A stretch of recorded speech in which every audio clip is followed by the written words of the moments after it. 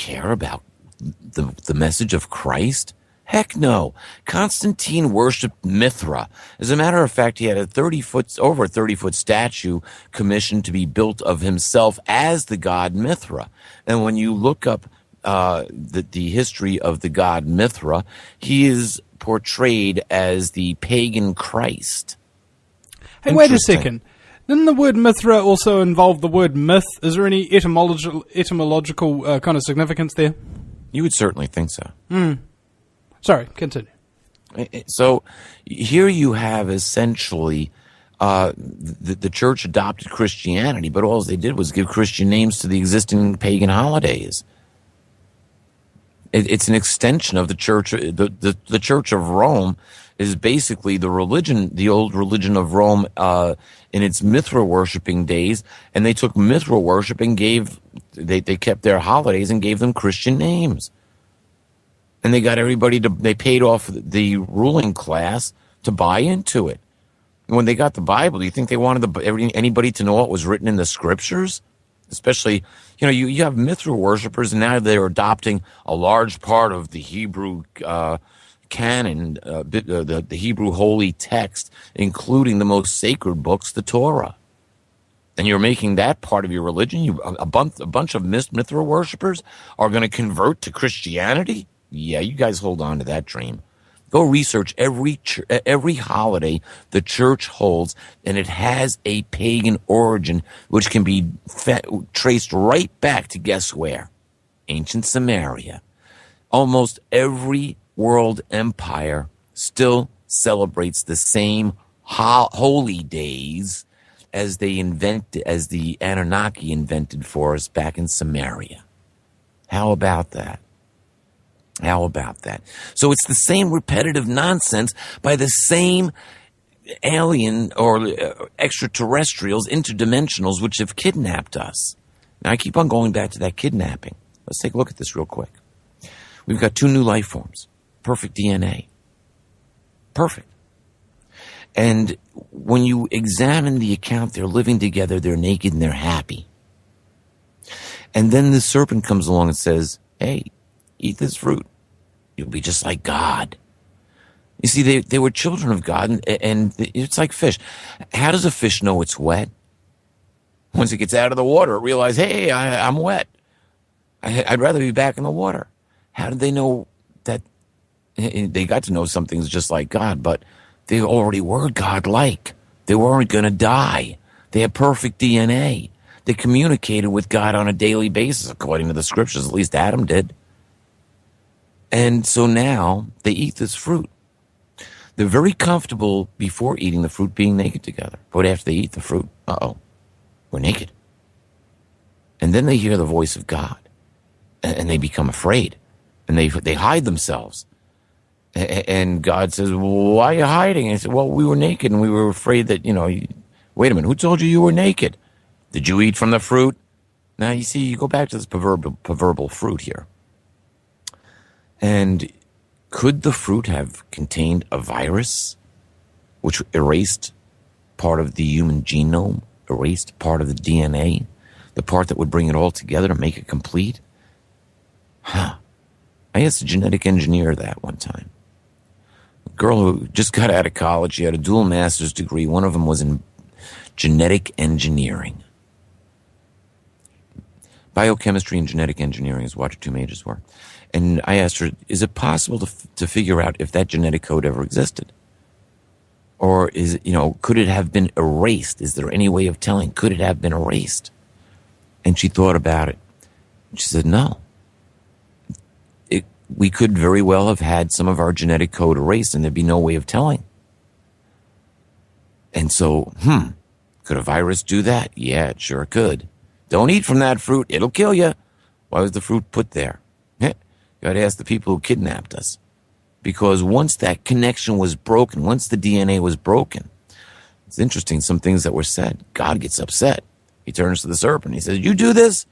And the serpent, was like, he says, because you did this thing, you're going to crawl on your belly on the dust of the ground. And your seed, and this is interesting, this is the first prophecy of the Bible. It says, I will put enmity between your seed and the woman's seed and yours. And your seed will bruise him in the head, but her seed will bruise, I'm sorry, your seed will bruise him in the heel, but her seed will bruise you in the head, your seed in the head. And this is the first biblical prophecy. But the woman's seed, the serpent seed, what is this? 2 genetic lines, 2 different strains of DNA? Ah, is that why reptilian shapeshifters are ruling over us? And that's why they interbreed, to keep the serpent seed pure, to keep that cold-blooded, maniacal, I'll kill anybody, anywhere, anytime, and even eat my own young. That serpent seed. And then you have the woman's seed, caring, loving, giving, motherly. Someone you want to cuddle when you are upset with. I don't care how old you are, mom's mom. But when you were a child, mom was your refuge. So these 2 genetic lines were talked about. Again, back to genes. You can't understand this unless you know genetics. So we have these 2 seeds with us today. Now, most of us have a good 50-50 blend of each. However, those of us with more of the woman seed are more likely to wake up. Not only that, but we can mentally change our own DNA. So the more you focus on the good, the positive, and the loving things, the more your DNA will change that way. Your brain will fire more synapses in that direction. That'll create new neurological paths, and you'll be focused more on a doing good type paradigm as opposed to murder and mayhem. So we can change or influence our own DNA. Now, where does that bring us today? We have some people waking up, some people never wake up. But let's go back and let's look. What was the prime directive? God said, let us make man in our image. Us, our, plural. Who was being talked to? Well, obviously, God was talking to the genetic engineers. He said, okay, you guys got the design, but let's make man in our image. What's the image of God? What is the image of Yahweh? It is in our soul and the purity of light which we reflect. How we interact with others. Are we there to help others? Are we there as loving individuals? Now, here's an interesting thing. Before they ate the fruit, they were comfortable being together. After they ate the fruit, they took flight. They were frightened. Now, the mind, or I say the brain, has 4 operating speeds to it. Beta, which is where fight and flight reside. It is the reactionary part of our operating system, and our brain cycles somewhere between 16 to 22 cycles per second in beta. Then there's alpha. Alpha is where we have to go to meditate or pray. Interestingly enough, if you're making love, most likely you're an alpha. If you're relaxing and daydreaming, you're an alpha. The next step down is theta. Theta. And in theta, you are at a state of meditation where you now can visualize and see things clearly, and you can start to see, or what is called remote view. You can send your consciousness beyond the 3rd dimension.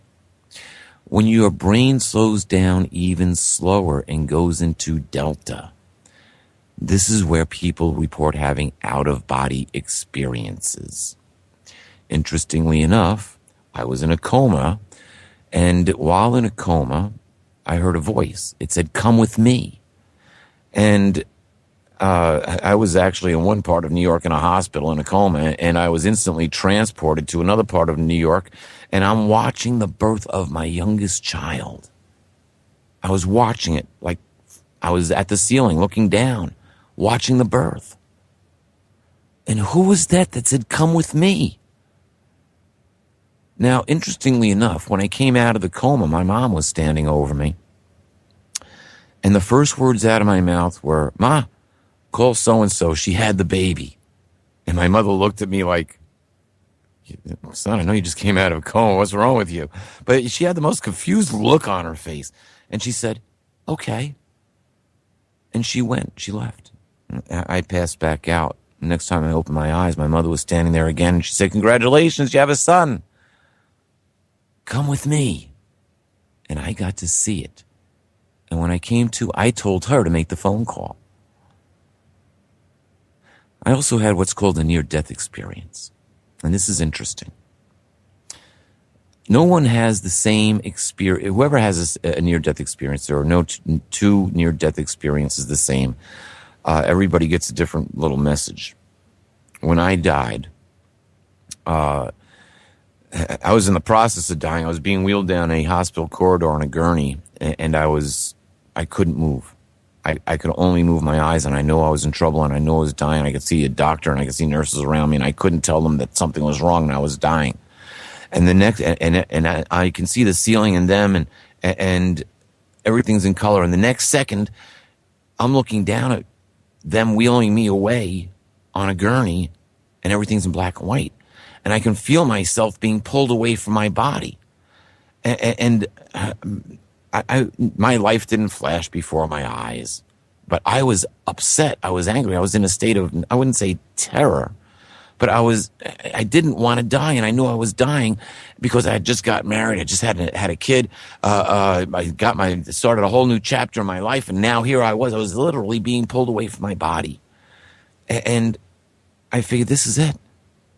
And all I could see about myself was that my consciousness could see this white mist, cottony looking stuff, this energy that I was in, and I could feel myself being pulled further and further away from my body, and I could see there was just the tiniest little wisp coming out of my chest.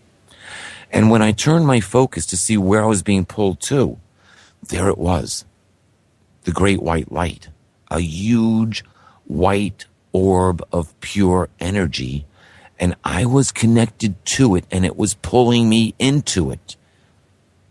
And then it stopped, and the energy was no longer pulling me, but it started to push me away from it, and it put me back in my body. Boy, you want to talk about visions and dreams I had during that little episode. I came to understand something, though. I came to understand what the soul is and our connection. Now, people may understand what Carillion photography is, where it was developed by a Russian scientist who had the last name Carillion, and he developed a method of photographing someone to catch the energy field coming out of their body. You know, everybody's got this different experience, and here we have in our body, or what is in our body that leaks out, what is captured on Carillion photography is our soul. And that is, our body is a container for the soul. And my experiences and most other experiences of people who have near-death experiences, that we all go back to God. Everybody's experience is different, but everybody sees the great white light. So here there is intelligence, there is a brain, I won't say a brain function, but a consciousness of who you are, which is enveloped in an energy field, which is that little piece of God. It's our own divinity. It's our own personal little God particle. It is the image that we are made in. Our physical body is dictated by the planet Earth itself. We have to work within the parameters of the Earth, and indeed our DNA has all the DNA of the planet on it. So we're a perfect match. We have a perfectly designed body to function on this planet, inhabited by a spiritual soul, which is who we actually are. Now, here's another part of our own divinity. Every healthy woman is born with 400,000 eggs in her ovaries, approximately 400,000 eggs. In order for her to use all of her eggs, it would take 35,000 years, passing one a month. She would have to live 35,000 years. Men never stop making sperm until they die. So we have a reproductive system, which then gives us the other part of this prime directive, where God says, let us create man in our image. And he gives so he creates the male and female, and he gives the prime directive, be fruitful, become many, and fill the planet. Have a good day. I'm out of here. It's the seventh day. I'm taking a rest. Be back in 7,000 years. You all have a good time. Shortly thereafter, the human race is kidnapped by interdimensional extraterrestrials, and the history of the Bible starts. Now we are at the end.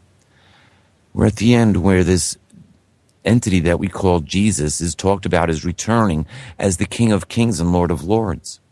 We already talked about several different types of entities, including the demonic forces which are here. Here's an interesting little side note. The world wants disclosure. We want to know that aliens are out there. We have the technology to do genetic engineering, and we can genetically engineer a body that can be spiritually inhabited by the soul of a Nephilim, and we can create our own alien invasion. We have the technology. Think about a million alien bodies, like Star Wars, what is it, the War of the Clones or whatever that episode is, where they've got all the clones, where they're manufacturing all these clones. Attack of the Clones, episode 2, yeah. There you go, Attack of the Clones. Well, here they come. We have the technology, and so we hear about all these underground bases, possible bases on the moon, possible bases on Mars. The planet, or the race of creatures that was creating all those clones were called Caminoans. Now, in Spanish, El Camino means the way to go. So were they trying to tell us that cloning is the way to go? Gee, you would think so. See, isn't that what science tells us? We can bioengineer your children for you, so we can get out all the bad stuff so they don't get anything like diabetes, or you don't have to worry about Down syndrome, and they're not going to be born with an extra toe. We can, design our babies. No heart conditions, no brain malfunctions. Yeah, genetically engineering our own children. You remember that song? Well, you probably don't, but there's that song back in the 70s. It came out. In the year 2525. I've heard that song, yeah. If man is still alive, if woman can survive. No, we're never going to make it that long under this paradigm. So we need a paradigm change. And this is what I explain in Letters to Earth. You can't survive Armageddon, because the paradigm change of Armageddon is to bring this corrupt system of evil, which is being controlled by these rebel alien life forms, which kidnapped us 6,000 years ago and have blessed the maniacal rulers of this world, who wouldn't think twice and in fact have planned snuffing out biological life on Earth. Now, that's their paradigm. The prophecies say that the King of Kings and Lord of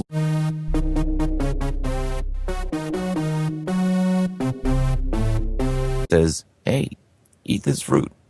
You'll be just like God. You see, they were children of God, and it's like fish.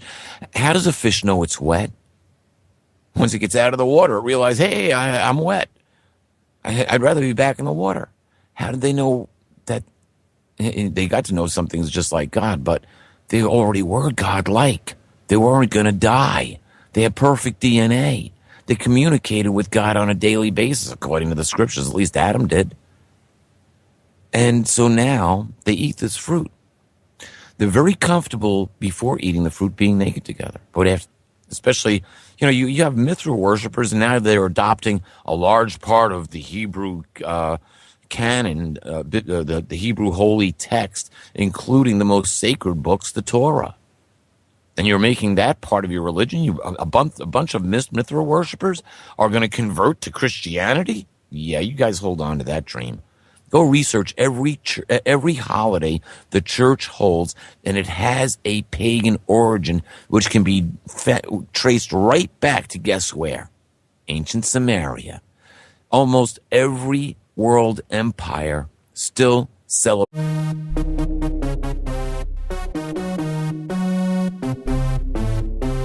Care about the message of Christ? Heck no. Constantine worshipped Mithra. As a matter of fact, he had over a 30-foot statue commissioned to be built of himself as the god Mithra. And when you look up the history of the god Mithra, he is portrayed as the pagan Christ. Hey, wait a second. Didn't the word Mithra also involve the word myth? Is there any etymological kind of significance there? You would certainly think so. Sorry, continue. So here you have essentially the church adopted Christianity, but all they did was give Christian names to the existing pagan holidays. It's an extension of the church. The Church of Rome is basically the religion, the old religion of Rome in its Mithra worshiping days, and they took Mithra worship and they kept their holidays and gave them Christian names. And they got they paid off the ruling class to buy into it. When they got the Bible, do you think they wanted anybody to know what was written in the scriptures? It celebrates the same holy days as the Anunnaki invented for us back in Samaria. How about that? How about that? So it's the same repetitive nonsense by the same alien or extraterrestrials, interdimensionals, which have kidnapped us. Now, I keep on going back to that kidnapping. Let's take a look at this real quick. We've got 2 new life forms. Perfect DNA. Perfect. And when you examine the account, they're living together, they're naked, and they're happy. And then the serpent comes along and